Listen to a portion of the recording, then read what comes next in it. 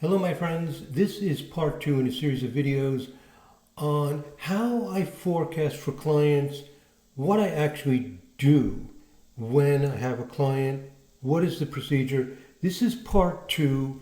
In part 1 we went over a lot of the background theory, the concepts, why we do what we do, and I started to introduce the actual steps. And now we're going to go into detail with the actual steps. Now, if you are a student or a professional in vibrational astrology, you may do things somewhat differently. But this is one way to do it, and I've refined and perfected this over the past few months because I've been doing a lot more client work, been seeing a lot more clients. So actually engage with people, and little things can make life a lot easier. So let's see what we do. I started to introduce this in part 1. I'll review a little bit of where we left off. Here's what we do. Number 1, or here's what I do. Number 1, I run the timeline forecast. I go straight to it. Some people like to do a bi-wheel, tri-wheel with progressions, transits, listings, all kinds of other things. I go right to the timeline because it gives me a visual of exactly what's happening. So here I am in the Sirius software. Actually, I don't want to be here. Let me get out of this.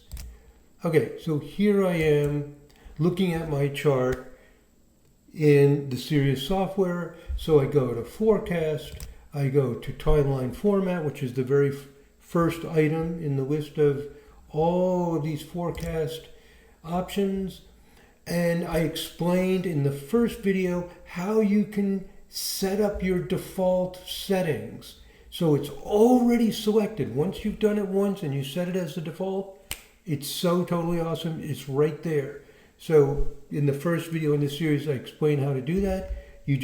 So really it's just a few clicks. Once you've set it up, you just click timeline format and it defaults to the current month. It will default to the current month. I'm making this video in August 2023. So it defaults to August 2023. It always starts on the first of the month. So that's handy. About the only thing I change on this page is it also defaults to 1 month. It'll be up here 1 month, and I go down and I change it to 1 year. I believe that's all I do. So it's real fast. You just go to timeline, change it to 1 year, click OK. If you forget to change it to 1 year, you're going to see 1 month. Then you just right click and change it to a year. And actually, you don't even have to right click. Once you have this forecast up here, the time duration is actually right here as well in this upper right corner. So if you see just the month of August and you go, oh gee, I don't want that, you can right click. I'll show you that. Right click and you're back to your settings. Even faster, just go right here, change it to 1 year. Now I have the information. What is the information I have? I have transit to natal. That's like your fundamental, essential thing. Then progressed to natal. That's day for year progressed, also known as secondary progressions. Progressed to natal. Then is the progressed to progressed. As someone mentioned to me, why do we call it progressed to progressed? It's just progressed. It's what's in the progressed chart. The reason we call it progress to progress, which is a little redundant, it's just what's in the progress chart. There's 2 ways you can think of that. The first planet, there's a first planet and a second planet. So you have the Venus. It says Venus conjunct Pluto. What Venus is this? Like, where the heck did this thing come from? It tells you up here that's progressed. And what is this Pluto? It's also progressed. Even so, each one of these listings lists the planet on the left and the planet on the right. So when you're up here, planet on the left is transit, planet on the right is natal. Of course, it may not be a planet, it might be a midpoint, whatever it is. The midpoint planets, whatever it is on the right, it tells you. So it helps make it clear. Also, this is basically the same issue, is when we say progressed, if I say in my progressed chart, it's actually a little ambiguous because progressed to natal is done much more commonly. Like anybody who uses progressions does progress to natal. It's like, I don't think there's an exception to that. Everybody does progress to natal. Not everybody does progress to progressed. So sometimes you say in my progress chart, it's a little ambiguous because typically people are doing progress to natal. So anyway, to make it clear, it is redundant, but I do think it helps make it clear. It's worth going over this terminology because you can stumble on it, you can get confused, like, well, what's going on here? Okay, so you got the idea. Progress to progressed. And then you have transit to progressed. Makes it clear. The first thing is the planet on the left. Like here, it's Jupiter. Thing on the right, Venus, Jupiter square Venus, that's transiting Jupiter to the progressed. Now, transit to progressed was not done in the 1950s, 60s, 70s, 80s, not even much into the 90s. Why? Because before we had nice computer software, and, it wasn't until, the 70s or so that we even had desktop computers, and they didn't start getting fast, etc., until later. So there wasn't software, and figuring out when a transiting planet aspects a progressed planet is difficult because they're both moving. So we have computers and they calculate it very accurately. So transit to progressed. So the reason I'm mentioning this is some people will hear transit to progressed and they'll think, well, that seems like I don't know anybody doing that. Part of that might be because it's been hard to get that information in the past. And then there's the solar arc to natal. I talked about solar arc in the first video in the series, and that we primarily use conjunctions and oppositions. But you will see things like squares and trines, and that's because the software uses the same settings for solar arc as used for secondary. So I don't have an easy way of removing those from solar arc without removing them from the secondary progressed. So I tend to just ignore things like the squares, because it's the alignments in solar arc, especially conjunctions, that are really clear, and then oppositions seem to work not quite as crisp and clear as the conjunctions, which definitely work. And then at the bottom it tells you what your selections are. Okay, let's start interpreting this. Let me go back to my PowerPoint. PowerPoint, where did you go? There you are.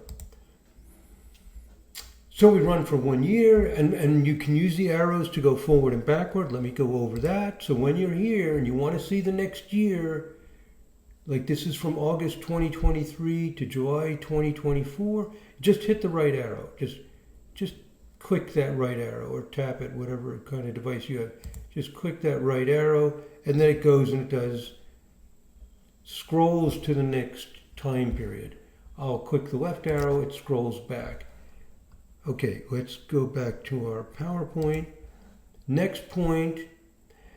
Now here's the thing I realized while I was making this video is I realized I don't want the Ascendant and Midheaven as natal planets of midpoints. Let me show you what I'm referring to.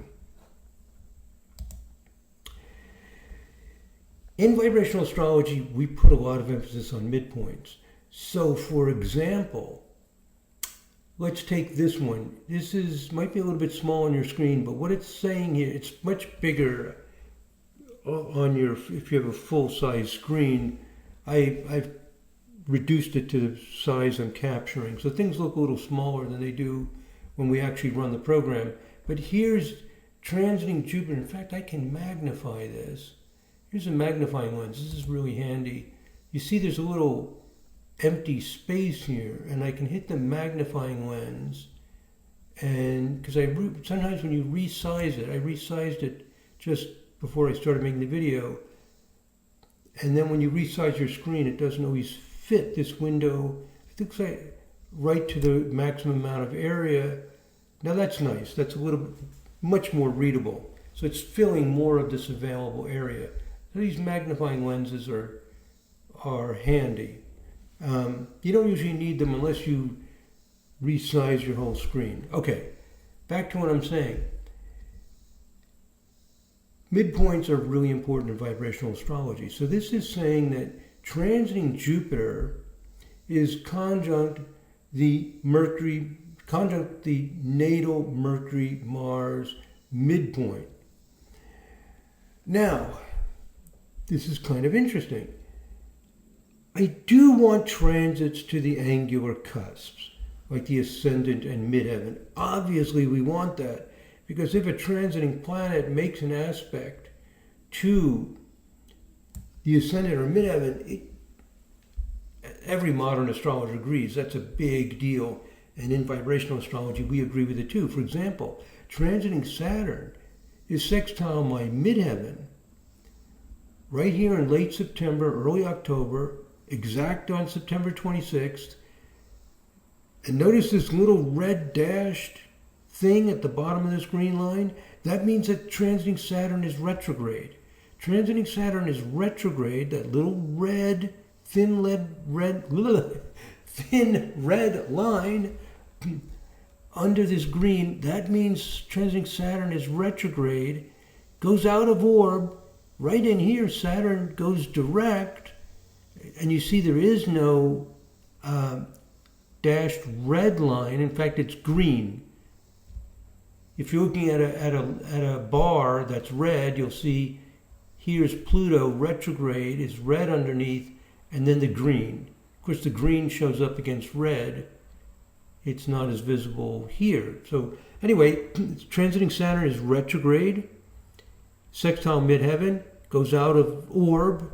If we scroll to the bottom, we'll see we have a setting of 1 degree orbs. We use very small orbs in vibrational astrology. And then over here, Saturn is direct and sextiles the midheaven again. This is why I love the timeline format. You just visually see exactly what's going on. It's just wonderful. So what does that mean? It means that I have good focus on my career. There's something I want to add to that, though. When a planet is sextile the midheaven, it's trine the 4th house.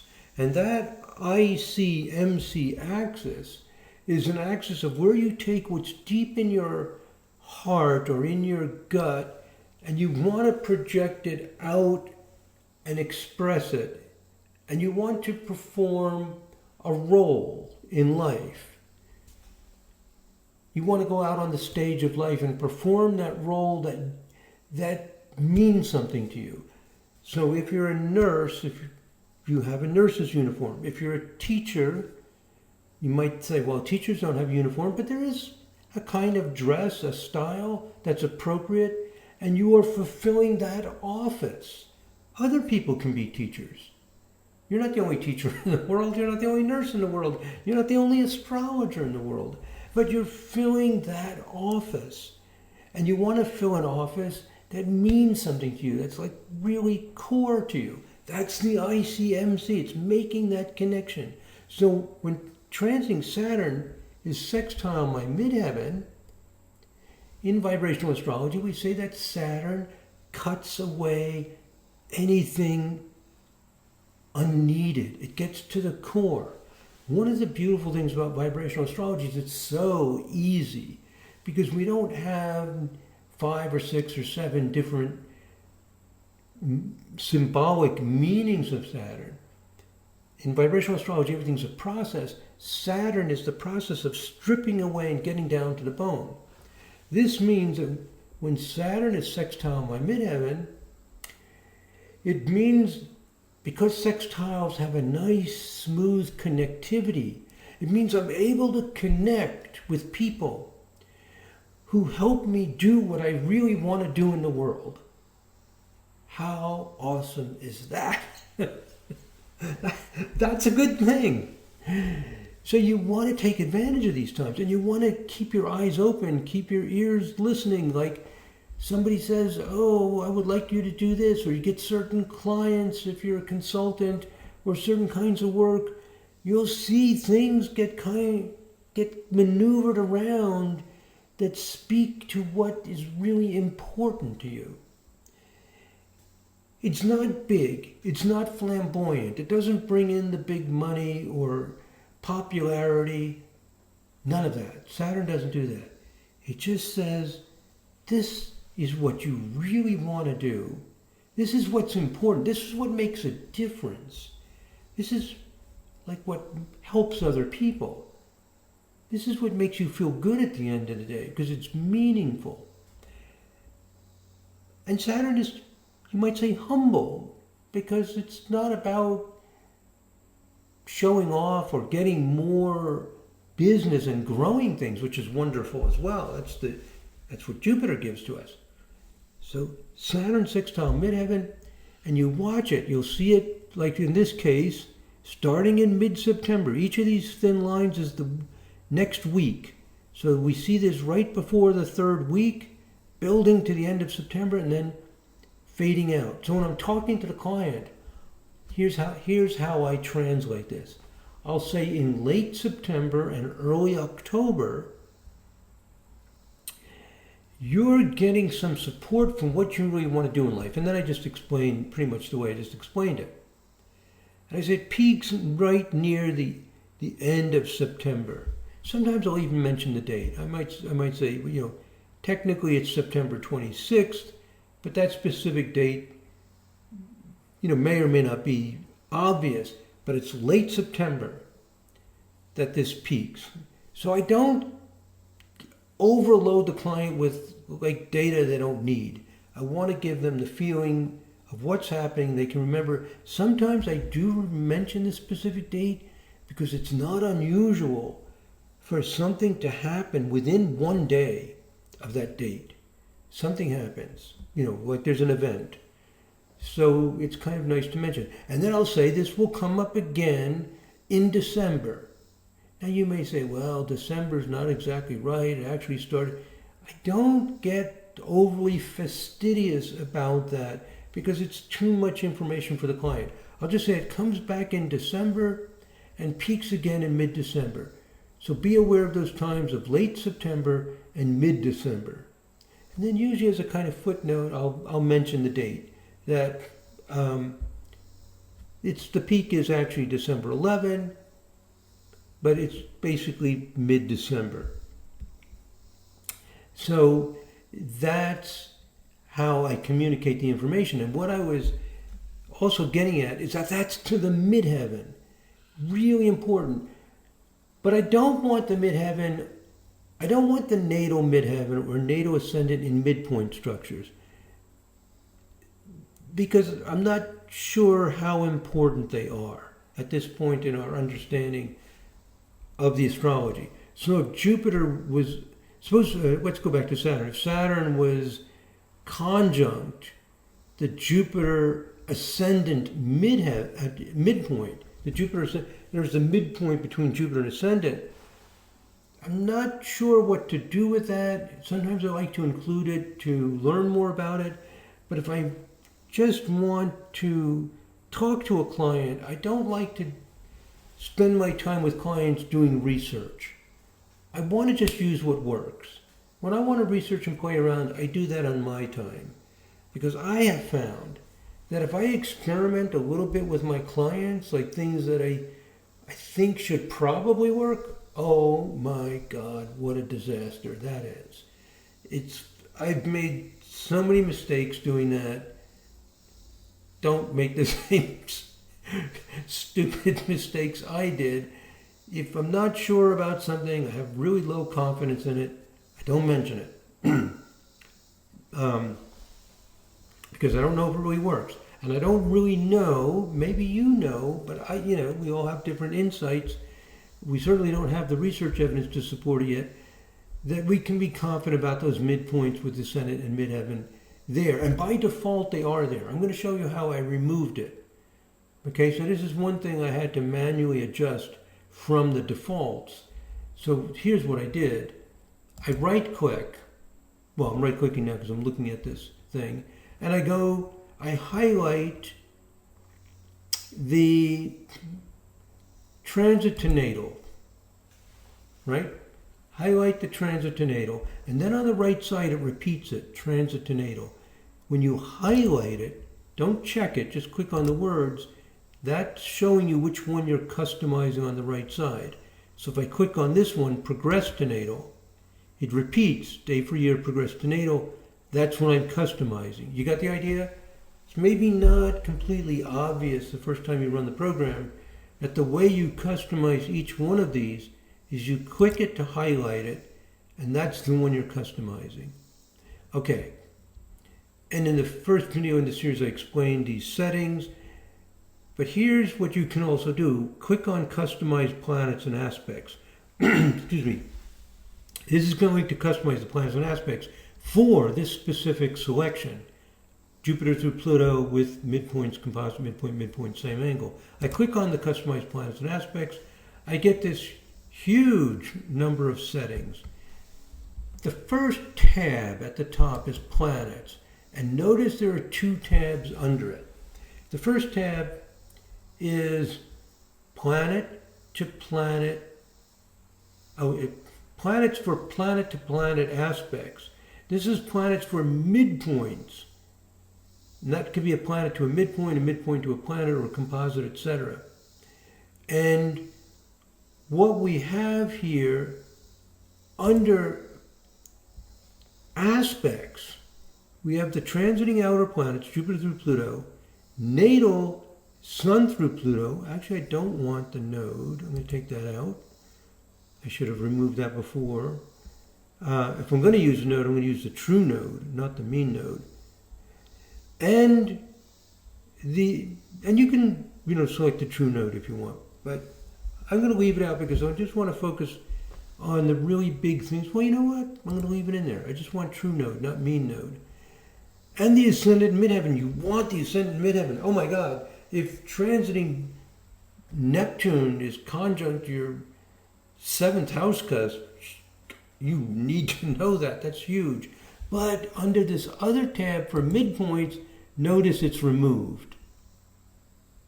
It's removed. And it's a good idea to remove the node as well. So for natal midpoints, I only want Sun through Pluto. Very simple.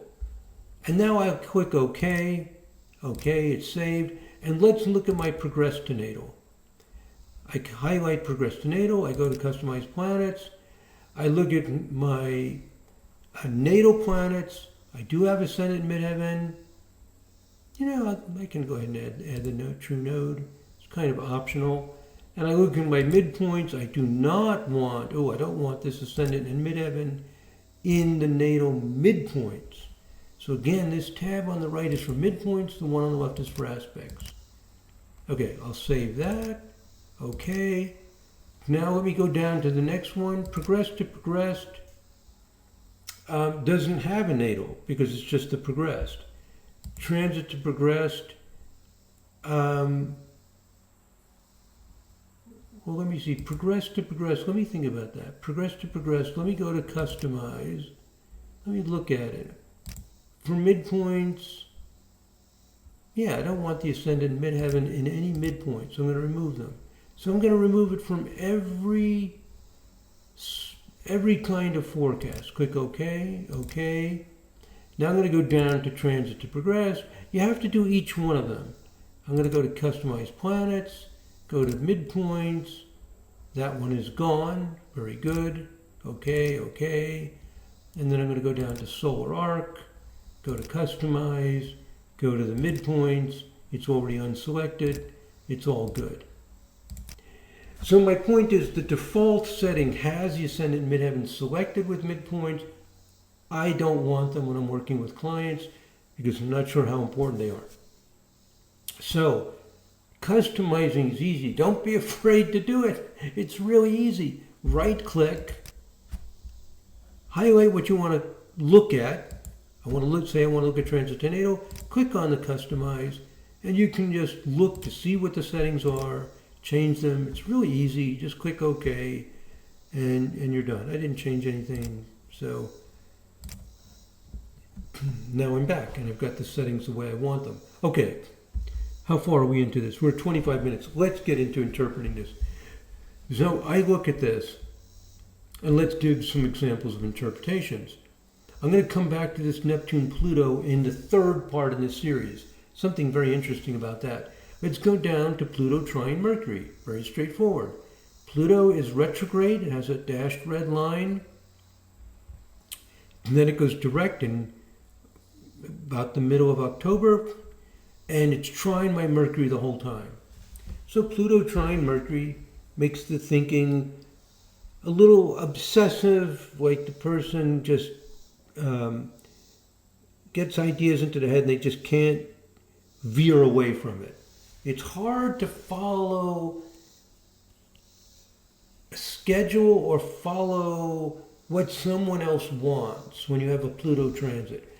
You know, in VA, we have slightly different interpretations. A lot of people have slightly different interpretations. Most people say, oh, it's good for research, going in deep, whatever, because they just think Pluto is digging deep, which is true. But in vibrational astrology, it's specifically Pluto brings things that are deep within you up and into conscious awareness.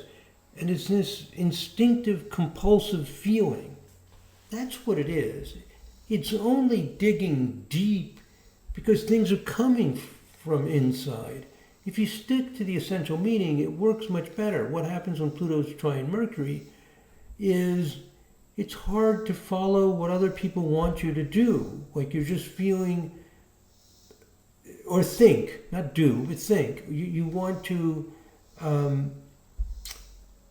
you want to explore ideas, you want to study things that you've always wanted, something deep inside you. Like, I've always been interested in astronomy or healing arts and how the body works. And when Pluto is aspecting your Mercury, you just cannot put it off any longer. You can't say, oh, well, I'll study that sometime when I have more time. You just can't resist it. And you shouldn't resist it, not completely. When Pluto's there, it's pulling up things that are deep and that need to come out. So if you're getting this feeling when Pluto is aspecting your Mercury, transiting Pluto's aspecting your Mercury, and you're feeling like, I have always really wanted to learn herbs, to learn how, different kinds of herbal systems. It could be anything, whatever it is for you. And it feels like this burning interest, like you feel like going to a bookstore and getting a book, but you've been thinking that most of your life. It just swells up like a wave. And you say, well, I always feel this, I'm busy, No. When Pluto's aspecting your Mercury, go to the store, get the book, and read it a little bit, or take that class, or investigate. Do it. Because if you don't do it, you lose a connection with those deep, soulful, mostly hidden. It's like, you can think of it as past lives, whether you believe in past lives or not. Something so deep in you is trying to come up. If you ignore it, you've lost the contact with it. So you need to follow some of your passions with Pluto. You want to do it within bounds, you don't want to, disrupt your whole life. So in our interpretation of vibrational astrology, it's very specific. We just think about the energy flow. Pluto's trying to pull stuff up about what you think about. It's that simple. We don't go anywhere else. We just go with that. What's interesting is if you go with the literal meaning, you'll find the other things that are often said about the transit are typical expressions of it. But you stick to the essence. This is so important. So you can go through this and just interpret the fundamentals of what it means. And the ones that last long, and then they aspect when the planet is retrograde and they come up again when it's direct, they are big, big, big. They shake your world a little bit. And the midpoints work. So this Pluto opposition my Venus-Neptune midpoint, exact in early August, stays within a degree orb, comes back in early to mid-December. That's big. So when you see a planet cross retrograde, stay with an orb, It's sitting there, and we don't usually notice it because a lot of us don't use midpoints. So you'll only notice it when it's to a planet. But when it sits on a midpoint, it's just like sitting on a planet. It's a big deal. So these are huge. So Pluto at Venus, Neptune, it's bringing up deep, you might say romantic or flowery feelings. They're just surging up and then fading and then coming in again. This whole time period. So, you need to follow those. Like if you've always wanted to have a rose garden, or maybe you didn't always want it. Maybe it just hits you like, wow, I would really like it summer. I've always, like saying always, maybe it isn't always. You just get this inspiration. I could brighten up things, make it more, like a little more magical instead of so dull. Could add a little magic to what's around me. Something that you've felt inside yourself. Pluto at Venus, Neptune. And here's another big thing. A lot of times when I'm consulting people, they'll tell me little things. Just like little things. Like they'll say, oh, that's interesting because last weekend I had this desire. I wanted to repaint the living room a lighter color. I wanted to do this. I was really getting kind of excited. I saw these little arbors and I thought I'd make this, charming thing. But it seems small, like just a little charming thing. That's what our life is made of. You know what? Most of us don't have dramatic lives, and even celebrities don't feel like their lives are that dramatic. Sometimes they're just doing the same thing that everybody's watching, just more people are watching them. These things we do have come into our lives, and they're all important. So when you're consulting the client, you can look at those little things that they mentioned, that they actually thought about, were inspired to do, and it's actually happening. It will actually happen. It's not always some big, dramatic, life-changing thing. If that was happening every day, would be dramatic. So it's happening. I'll give you one more example. We're at 32 minutes. I'll give one more example and then we'll stop and continue with part 3. Pluto opposition Saturn, Uranus midpoint. Exact in early August. Pluto's sitting right on my Venus-Neptune midpoint and my Saturn-Uranus midpoint. My Venus-Neptune midpoint, my Saturn-Uranus midpoint must be very close together. Pluto's hitting both of them at almost the same time. Pluto's opposition to Saturn-Uranus midpoint, exact in early August, exact again in early December, stays within orb the whole time. Saturn-Uranus is the most disturbing, disruptive pair of planets, by far. Pluto makes it compulsive and obsessive. So what happens during that time is the person just feels like they've got to break free, they've got to do something new, they've got to get loose, they've got to change things up.